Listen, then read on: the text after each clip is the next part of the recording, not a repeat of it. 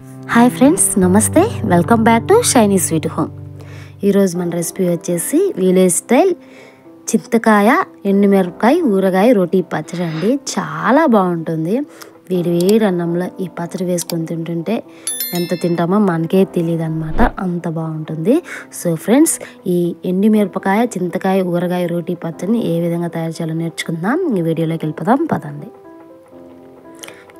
పచ్చడి కోసం ఈ విధంగా 20 గ్రామ్స్ వచ్చేసి ఎండుమిరపకాయలు తీసుకుంటున్నాను. అలాగే ఒక 50 గ్రామ్స్ వచ్చేసి పల్లీలు తీసుకుంటున్నాను. అలాగే 2 మీడియం సైజ్ టమోటాలు తీసుకోవాలి.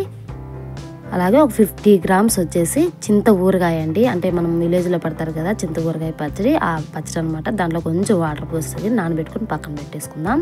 ఇప్పుడు స్టవ్ వెలిగించుకొని ఈ విధంగా ఒక ప్యాన్ పెట్టుకొని మన పల్లీలు ఈ విధంగా ఫ్రై చేసుకోవాలన్నమాట. నేనేమి ఆయిల్ వేసి ఫ్రై చేయడం లేదు, ఎందుకంటే ఆయిల్ వేయడం వల్ల పీల్ అనేది ఈజీగా రాదనమాట.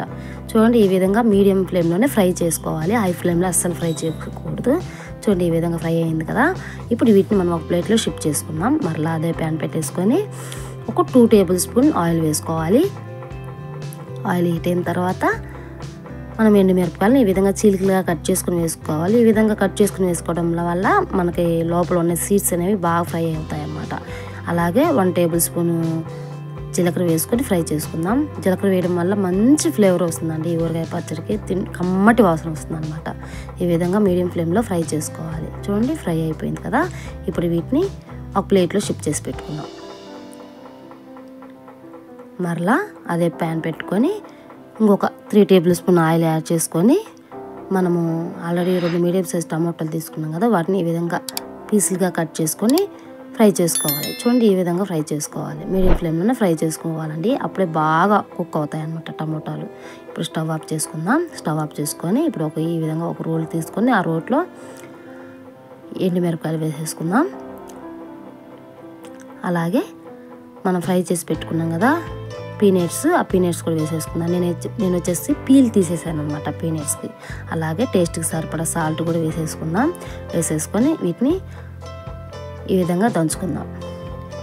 బాగా మెత్తగా దంచుకోవాలన్నమాట. మిక్సీ అయినా వేసుకోవచ్చండి, కానీ రోట్లో దంచుకున్న పచ్చడి ఉంటుంది, మామూలుగా ఉండదన్నమాట. ఈ విధంగా దంచుకోవాలన్నమాట మెత్తగా. చూడండి, ఈ విధంగా దంచుకుంటే సరిపోతుంది. ఇప్పుడు వీటిలో మనము ఒక 5 నుంచి 6 వెల్లుల్లి రబ్బలు కూడా వేసేసుకొని కచ్చా పచ్చగా దంచి వేసుకుందాం. ఈ విధంగా దంచుకుందాం.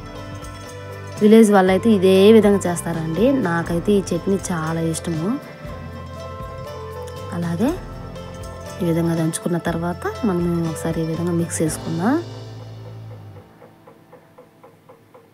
ఈ విధంగా మిక్స్ చేసుకొని ఇప్పుడు మనం దీంట్లో ఆల్రెడీ వాటర్లో నానబెట్టుకున్నాం కదా చింతకాయ, ఆ చింతకాయ పచ్చడిని దీంట్లో వేసేసుకుందాం. మీలో ఎంతమందికి ఈ చింతకాయ పచ్చడి అంటే ఇష్టం అండి?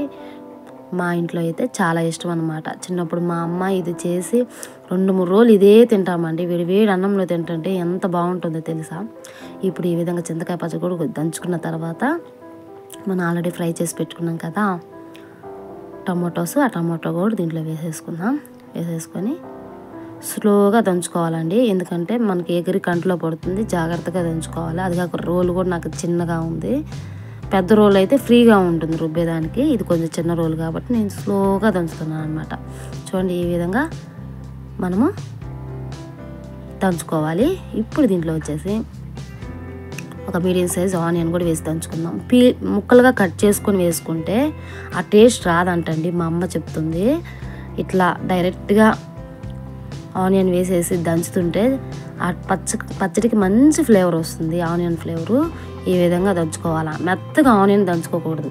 ఈ విధంగా కచ్చా పచ్చగా దంచుకోవాలన్నమాట. మనము రైస్లో వేసుకొని తింటుంటే మధ్య మధ్యలో ఆనియన్ ముక్కలు తగులుతుంటే చాలా బాగుంటుందండి.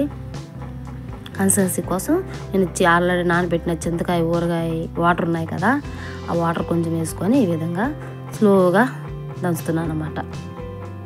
ఇప్పుడు వీటిని ఈ విధంగా రుబ్బుకోవాలి. చాలా బాగుంటుంది ఫ్రెండ్స్, ఖచ్చితంగా మీరు ట్రై చేయండి. ట్రై చేసి మీకు ఎలా వచ్చిందో నాకు కామెంట్ ద్వారా తెలియజేయండి. ఈ విధంగా దంచుకున్న తర్వాత మనం ఈ రోటీ పచ్చడిని ఒక బౌల్లో షిఫ్ట్ చేసుకుందాం. అందుకేనండి మన విలేజ్ స్టైల్ చింతకాయ ఊరగాయ అండ్ ఎండుమిరపకాయ రోటీ పచ్చడి మనకు రెడీ అయిందనమాట. చాలా బాగుంది కదా ఫ్రెండ్స్. మీకు నచ్చిందా? నచ్చితే మాత్రం మీరు ఖచ్చితంగా ట్రై చేయండి. ట్రై చేసి మీకు ఎలా వచ్చిందో నా కామెంట్ ద్వారా ఖచ్చితంగా తెలియజేయండి. సో ఫ్రెండ్స్, నేను చేసిన ఈ చింతకాయ ఊరగాయ ఎండుమిరపకాయ రోటీ పచ్చడి మీకు నచ్చినట్లయితే ప్లీజ్ లైక్ చేయండి, షేర్ చేయండి, సబ్స్క్రైబ్ చేసుకొని పక్కనున్న బెల్ ఐకాన్ యాక్టివేషన్ చేయండి. Thank you for watching my video friends. Bye bye.